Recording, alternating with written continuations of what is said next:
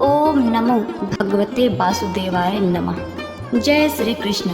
नमस्कार प्रिय भक्तगणों, स्वागत है आप सभी का हमारे YouTube चैनल। प्रिय भक्तगणों, आज हम अधिक मास के कथा का श्रवण करेंगे। कहा जाता है कि पुरुषोत्तम मास में कथा पढ़ने सुनने से 1000 पुण्य के बराबर फल मिलता है। इसका बड़ा ही लाभ होता है।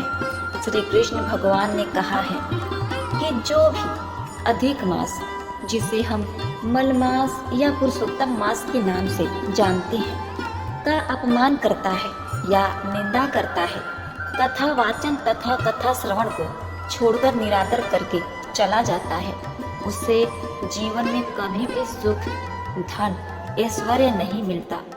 वह जन्म जन्मांतर तक दुख भोगता है। जिस प्रकार से द्रौपदी ने पुरुषोत्तम मास का निरादर और कटु वचन कहकर अपमान किया था, तो उसे अपने पूर्व जन्म में दुख भोगना पड़ा और मरना पड़ा, और इस जन्म में भी द्रौपदी के रूप में जीवन भर दुख भोगना पड़ा। 5 पतियों में बांटी गई, चीरहरण हुआ, दुशासन द्वारा बालों से खींचकर घसीटा गया।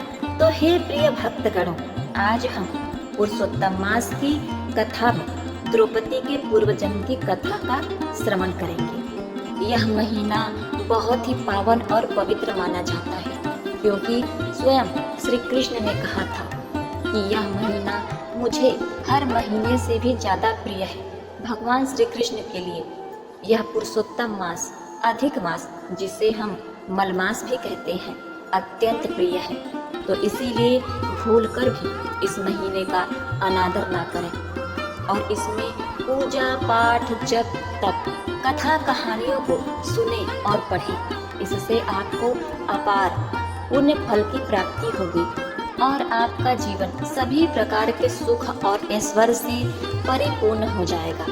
प्रिय भक्तगणों, कथा को पूरा सुने और पुण्य फल की प्राप्ति करें। आधा अधूरा छोड़कर पाप के भागी ना बने। अभी तक आपने हमारे YouTube चैनल प्रियंका धर्म गंगा को सब्सक्राइब नहीं किया है तो कृपया सब्सक्राइब कर लीजिए, लाइक करिए, शेयर करिए।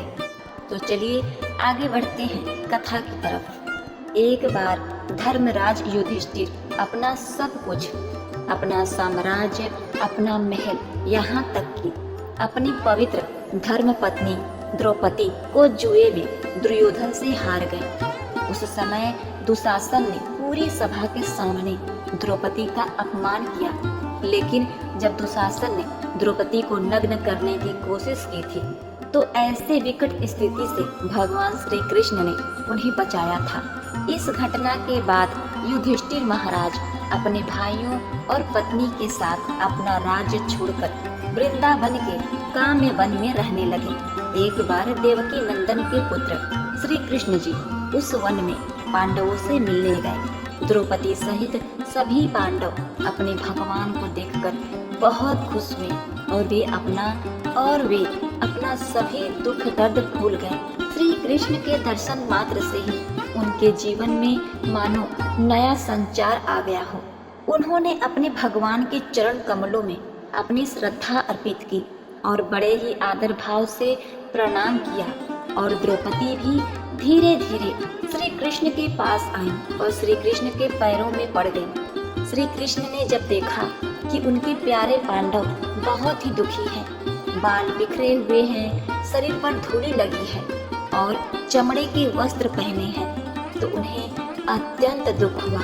उन्होंने जब द्रौपदी को देखा, अपनी सखा को देखा, तो उन्हें और भी दुख हुआ। उन्होंने देखा कि द्रौपदी अत्यंत दुर्बल और कमजोर हो गई है, उसे तो चला भी नहीं जा रहा था। यह देखकर भगवान श्री कृष्ण को दुर्योधन पर अत्यंत क्रोध आया। मानो ऐसा लग रहा था जैसे कि अभी अभी वो दुर्योधन को भस्म कर देंगे। भगवान श्री कृष्ण के क्रोध को देखकर अर्जुन ने उनसे शांत होने के लिए कहा। अर्जुन के आग्रह करने पर श्री कृष्ण जी शांत हो जाते हैं और उन्होंने कहा, हे अर्जुन, तुम मेरे सबसे प्रिय हो। हे पार्थ, मैं तुम्हें इस प्रकार दुखी देखकर अत्यंत दुखी हूँ। इस प्रकार से भगवान श्री कृष्ण पांडव और द्रौपदी से वार्तालाप करने लगते हैं। फिर द्रौपदी ने अपने सखा भगवान श्री कृष्ण से कहा, हे वासुदेव, कृपा कर हमें बताइए, मैंने ऐसे कौन से पाप कर्म किए थे जो कि मेरे 5 पति होते हुए भी मेरी रक्षा नहीं की जा सकी। मुझे जुए में हार दिया गया। हे प्रभु, हम इतने दुखी क्यों हैं? द्रौपदी और पांडवों की बातों को सुनकर भगवान श्री कृष्ण ने कहा, हे पांडव, हे द्रौपदी, ये सब तो पूर्व जन्मों का खेल है। इसी प्रकार से यह सब जो हो रहा है द्रौपदी के पूर्व जन्मों का फल है। द्रौपदी ने पूर्व जन्म में पुरुषोत्तम मास का अपमान किया था, इसी कारण उसे इस जन्म में दुख भोगना पड़ रहा है। भगवान श्री कृष्ण के बात को सुनकर पांडवों ने कहा, हे नारायण, हे कान्हा, हे मुरारी, कृपया आप बताइए, द्रौपदी ने पुरुषोत्तम मास का किस प्रकार अपमान किया था और पुरुषोत्तम मास का क्या महत्व है? भगवान श्री कृष्ण ने आगे कहा, अब मैं द्रौपदी के पूर्व जन्म से संबंधित एक प्रसिद्ध ऐतिहासिक घटना का वर्णन करने जा रहा हूँ। अगले जन्म में द्रौपदी मेधावी नामक एक महान ब्राह्मण ऋषि की बेटी थी। वह एक छोटी बच्ची थी, तभी उसकी माँ की मृत्यु हो गई और इसीलिए वह अपने पिता की देख रेख में थी। दिन ब दिन वह पूरी तरह से खिलखिलाती हुई यौवन में बढ़ गई। वह बहुत ही सुंदर थी, लेकिन उसके पिता को उसके विवाह की कोई चिंता नहीं थी। अपने अन्य सहेलियों को अपने पति और छोटे बच्चों के साथ खेलता देखकर उसके मन में भी विवाह करने का स्वप्न जागृत होता है। वह गुजरते दिनों के साथ यही सोचकर बहुत दुखी थी कि मेरे पिता को मेरा विवाह करने में कोई भी रुचि नहीं है। आगे श्री कृष्ण ने कहा, हे पार्थ, द्रौपदी ने अपने उससे भी पूर्व जन्म में एक पाप किया था, जिसके कारण उसका विवाह नहीं हो रहा था। इसी बीच श्री हरि के पवित्र नाम का उच्चारण करते हुए उसके पिता का इस भौतिक संसार से निधन हो गया। इससे उसकी बेटी और भी दुखी हुई। सौभाग्य से महान ऋषि दुर्वासा मुनि उसके पिता के मृत्यु के तुरंत बाद उसके आश्रम में प्रकट हुए। महान ऋषि को देखकर लड़की ने उन्हें प्रणाम किया और सम्मान पूर्वक उनकी पूजा की। उसने महान ऋषि को फल फूल चढ़ाए। जब उन्होंने उसके स्वागत पर प्रसन्नता व्यक्त की तो वह कन्या दुर्वासा ऋषि के सामने विलाप करने लगी। उसने कहा, हे मुनिवर, क्या आपको मेरे पिता ने भेजा है? इस घनघोर वन में, इस कुटिया में मैं अकेली जीवन व्यतीत कर रही हूँ। अब मेरे सर से पिता का साया भी उठ चुका है। हे महान संत दुर्वासा, आप सब कुछ जानते हैं। भूत, वर्तमान और भविष्य, इस संसार में कोई आश्रय नहीं है। मैंने अपने सभी रिश्तेदारों को खो दिया। मेरे माता पिता का निधन हो गया और मेरा कोई बड़ा भाई भी नहीं। मैं भी अविवाहिता हूँ और इसके लिए मेरी रक्षा करने वाला कोई पति नहीं है। हे महान ऋषि, कृपया कुछ करें, कृपया मेरी मदद करें। उसकी प्रार्थना सुनने के बाद दुर्वासा ने लड़के के दुर्भाग्यपूर्ण स्थिति पर विचार व्यक्त करना शुरू किया और उसने उस पर दया करने का फैसला किया। दुर्वासा ऋषि ने बोलना शुरू किया, हे कन्या, अब से 3 महीने बाद से पुरुषोत्तम महीना शुरू होगा। यह महीना पवित्र भगवान श्री कृष्ण को सबसे प्रिय है। इस महीने में केवल एक पवित्र स्नान करने से मनुष्य या महिला पूरी तरह से पाप रहित हो सकते हैं। यह पुरुषोत्तम मास कार्तिक मास सहित अन्य सभी महीनों की अपेक्षा अधिक गौरवशाली है। अन्य सभी महीनों की महिमा पुरुषोत्तम महीने की महिमा के 16वें हिस्से के बराबर भी नहीं है। इस महीने में एक बार भी स्नान करने वाले का पुण्य 12,000 वर्षों तक गंगा स्नान करने के पुण्य के बराबर होता है। गंगा या कावेरी के पवित्र जल में स्नान करने वाले व्यक्ति द्वारा प्राप्त पुण्य के बराबर होता है। यदि तुम इस महीने में पवित्र स्नान करोगी, दान करोगी और कृष्ण के पवित्र नाम का जाप करोगी तो तुम्हारे दुख दूर हो जाएंगे, तुम्हें सभी प्रकार की सिद्धियां प्राप्त होगी और तुम्हारी सभी मनोकामनाएं पूर्ण होगी। मेरी यह सलाह का पालन करो। कृपया आने वाले पुरुषोत्तम मास की बहुत ईमानदारी से पूजा करना ना भूलो। इन शब्दों को कहने के बाद ऋषि दुर्वासा चुप रह गए। दुर्भाग्य से युवा ब्राह्मणी को उनकी बातों पर विश्वास नहीं हुआ, बल्कि वह क्रोधित हो गई और निंदा करने लगी और उसने कहा, हे महान ऋषि, आप झूठ बोल रहे हैं। यह अतिरिक्त महीना जिसे हम मलमास भी कहते हैं, माघ, कार्तिक और वैशाख जैसे अन्य महान महीनों से श्रेष्ठ कैसे हो सकता है? मैं आपकी बातों पर विश्वास नहीं करती। मुझे आप धोखा देने की कोशिश कर रहे हैं। यह अतिरिक्त महीना किसी भी प्रकार की पवित्र गतिविधि के लिए सबसे दृढ़ माना जाता है। ब्राह्मण कन्या की बात सुनकर दुर्वासा को बहुत क्रोध आया। उनका पूरा शरीर जलने लगा और आंखें लाल हो गईं। लेकिन लड़की की लाचार हालत को देखते हुए उन्होंने होश पूर्वक खुद पर काबू किया। ऋषि दुर्वासा ने लड़की से कहा, हे अज्ञानी आत्मा, मैं तुम्हें श्राप नहीं दूंगा, क्योंकि तुम्हारे पिता मेरे एक अच्छे मित्र थे। तुम एक अज्ञानी कन्या होने के कारण ऐसी असहाय स्थिति में हो। मैं अपने प्रति तुम्हारे अपराधों को गंभीरता से नहीं लेता, लेकिन साथ ही मैं पुरुषोत्तम मास के प्रति तुम्हें अपराधों को क्षमा नहीं करूंगा। तुम जैसा करना चाहो कर सकती हो। तुम जिसका पूजा करना चाहती हो कर सकती हो। मेरा काम था तुम्हें बताना और मैं कहकर जा रहा हूँ। हे अभागन कन्या, तुमने पुरुषोत्तम मास का अपमान किया, उनकी निंदा की है, इसीलिए इसका फल तुम्हें भोगना ही पड़ेगा। मैं तो तुम्हें श्राप नहीं दूंगा, क्योंकि तुम पहले से ही दुखी हो। मेरे अत्यंत प्रिय मित्र की पुत्री हो, तो इसीलिए मैं यहाँ से जा रहा हूँ। आगे श्री कृष्ण ने कहा, जब दुर्वासा मुनि ने उस स्थान को छोड़ दिया तो ब्राह्मण लड़की द्रौपदी अपने पिछले जन्म में एक पल में अपने सभी ऐश्वर्य खो दिए। पुरुषोत्तम मास का अपराधी होने के कारण उसका शरीर बहुत बदसूरत लगने लगा और उसने अपना सारा शारीरिक तेज खो दिया। उसने तब भगवान शिव की पूजा करने का निर्णय लिया। उसने आशुतोष के नाम से जाने जाने वाले भगवान शिव को, जो बहुत ही आसानी से प्रसन्न होते हैं, उनकी पूजा करना आरंभ कर दिया। तब वह ब्राह्मणी पार्वती के पति भगवान शिव को प्रसन्न करने के लिए बड़ी तपस्या करने लगी। उसने 9000 वर्षों तक अपनी तपस्या जारी रखी। गर्मी के मौसम में वह आग से घिरी और तेज धूप में ध्यान के लिए बैठी थी।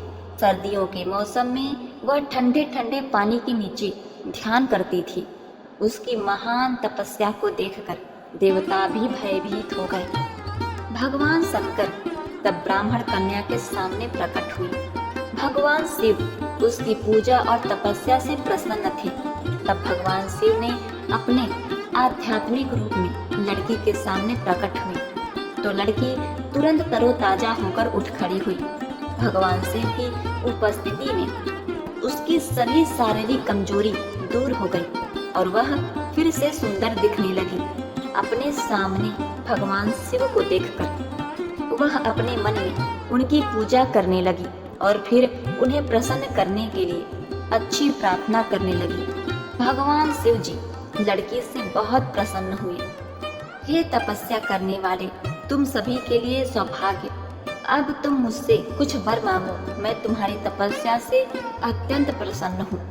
तुम जो कुछ भी मांगना चाहो मैं तुम्हें वह प्रदान करूँगा। भगवान शिव के मुख से यह शब्द सुनकर लड़की ने कहा, हे गरीबों के मित्र, यदि आप मुझ पर प्रसन्न हो तो मुझे एक पति दो। बार बार एक ही शब्द, मुझे एक पति दो, मुझे एक पति दो, एक बलवान पति दो, एक सत्यवादी पति दो। एक सुंदर पति दो, एक महान धनुषधारी पति दो। ऐसे करते करते उस कन्या ने 5 बार पति पति कहा और उसके बाद वह चुप हो गई। तब भगवान शिव ने उत्तर दिया, रहने दो, तुमने 5 बार पति मांगा है, इसीलिए तुमको 5 पति मिलेंगे।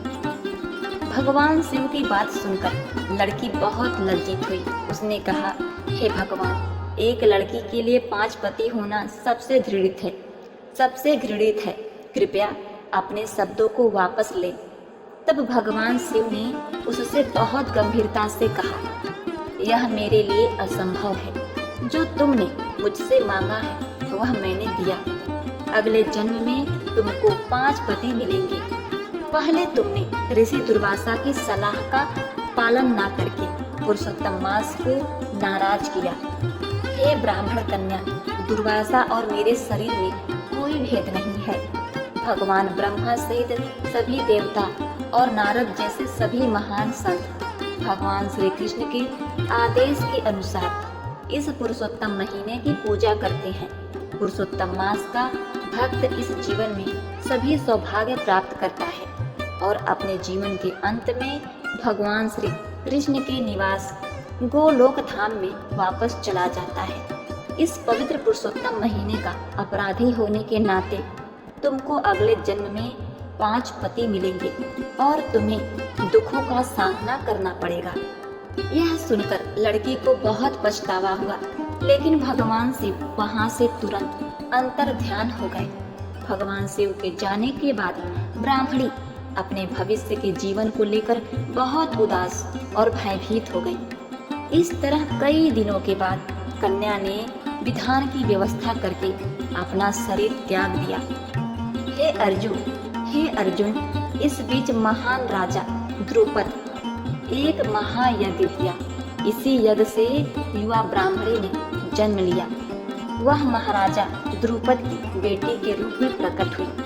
हे अर्जुन, मेधावी ऋषि की वह बेटी अब द्रौपदी के नाम से दुनिया में प्रसिद्ध हो गई। वह कोई और नहीं बल्कि तुम्हारी वर्तमान की पत्नी है, क्योंकि उसने अपने पिछले जन्म में पुरुषोत्तम महीने की निंदा की थी। दुशासन ने अपने सभी पांडव पत्नियों की उपस्थिति में पूरी कुरु सभा के सामने उसका अपमान किया था।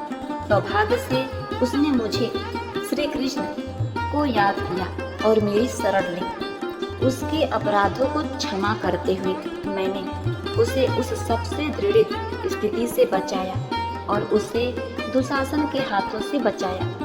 हे प्यारे पांडव भाई, कृपया आगामी पुरुषोत्तम मास की पूजा करना ना भूलें। जो पुरुष पुरुषोत्तम मास की निंदा करता है तो वह अथाह दुख को भोगता है। जो भी कोई पुरुषोत्तम मास की निंदा करता है और उसकी पूजा नहीं करता और मेरी पूजा नहीं करता, उसे भी सौभाग्य प्राप्त नहीं होगा। यह पुरुषोत्तम महीना आपकी सभी इच्छाओं को पूरा करने और सभी दुखों को दूर करने के लिए पूरी तरह से शक्तिशाली है। अब आपके 14 वर्ष के वन जीवन का अंत हो रहा है। कृपया इस पुरुषोत्तम महीने की ईमानदारी से पूजा करें, क्योंकि यह आपको सभी सौभाग्य प्रदान करेगा। पांडवों को पूर्ण सांत्वना देते हुए भगवान श्री कृष्ण उस स्थान से द्वारिका के लिए निकल पड़े। कुछ दिनों बाद जब पुरुषोत्तम मास प्रकट हुआ, महाराजा युधिष्ठिर ने अपने छोटे भाइयों और पत्नी द्रौपदी को भगवान श्री कृष्ण के वचनों को याद दिलाया। उन्होंने इस पवित्र महीने के दौरान विभिन्न तरीकों से पुरुषोत्तम जी श्री कृष्ण की पूजा की। पुरुषोत्तम व्रत करके उन्होंने जो योग्यता हासिल की, उसका मतलब था कि उन्होंने अपना खोया हुआ राज्य वापस पा लिया और एक सुखी जीवन का आनंद लेने के बाद वे सभी भगवान श्री कृष्ण की कृपा से वापस देवत्व में लौट गए। तो प्रिय भक्तगणों, यह थी पुरुषोत्तम माह की महिमा। आपने सुना किस प्रकार द्रौपदी ने पुरुषोत्तम महीने का अपमान किया था तो उसे दुख मिला। प्रिय भक्तों, भगवान श्री कृष्ण स्वयं कहते हैं कि यह पुरुषोत्तम महीना उन्हें सबसे ज्यादा प्रिय है। यह हर महीने से उत्तम है। तो आप इस महीने में धर्म कर्म पूजा पाठ करना ना भूलें और अपने जीवन को पूजा पाठ करके सार्थक बनाएं। ओम नमः शिवाय। जय श्री कृष्ण। प्रिय भक्तगण, उम्मीद करती हूँ आपको मेरी यह कथा अत्यंत पसंद आई होगी। अगर मेरी यह कथा आपको पसंद आई है तो आप हमारे वीडियो को एक लाइक कर दीजिए और कमेंट में जय श्री कृष्ण लिखना मत भूलिएगा।